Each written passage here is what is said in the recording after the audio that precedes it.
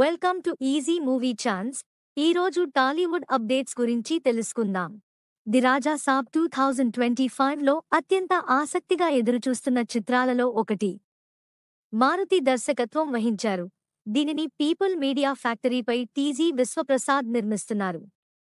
ఇప్పటికే దీనిపై అంచనాలు భారీగా ఉన్నాయి.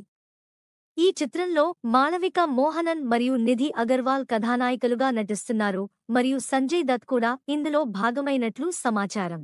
ఈ చిత్రం ఏప్రిల్ 10 ప్రేక్షకుల ముందుకు రానుందని మేకర్స్ ప్రకటించారు మరియు వేసవి కోసం అభిమానులు ఆసక్తిగా ఎదురుచూస్తున్నారు. ఈ చిత్రం నిర్మాణంలో ఉంది మరియు ఇచ్చిన గడువు ప్రకారం పనులు జరిగేలా చూసేందుకు మేకర్స్ ప్రయత్నిస్తున్నారు. అయితే ఇక్కడే ట్విస్ట్ వచ్చింది. చిరంజీవి విశ్వంభర సంక్రాంతి స్లాట్ను రామ్ చరణ్ గేమ్ చేంజర్కి ఇచ్చారు. విశ్వంభర సినిమా షూటింగ్ ఇటీవల హైదరాబాద్ శివార్లలో జరిగింది. ఇప్పుడు యువి క్రియేషన్స్ నిర్మాతలు విశ్వంభర విడుదల కోసం తదుపరి షాట్ను కనుగొనే సమయం ఆసన్నమైంది. కఠినమైన గడువులు మరియు విఎఫ్ఎక్స్ పనిని దృష్టిలో ఉంచుకుని రాజా సాబ్ వాయిదా పడే అవకాశాలు ఉన్నాయి.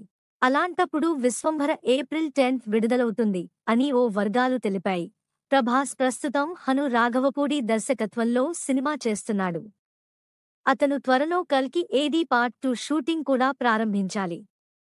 అతని ప్రస్తుత ప్రాజెక్టుల లైనప్ను మరియు రాజా సాబ్కి అవసరమైన విఎఫ్ఎక్స్ మొత్తాన్ని ఉంచడం వలన వాయిదాకు అత్యధిక అవకాశాలు ఉన్నాయి.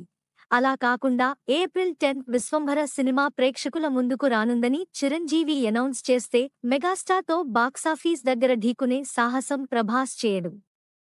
విశ్వంభర చిత్రంలో త్రిష కథానాయికగా నటిస్తోంది మరియు ఆమె 18 ఇయర్స్ తర్వాత చిరంజీవితో మళ్లీ కలిసింది. ఈ చిత్రం వారి అభిమానులకు ప్రత్యేకం కానుంది.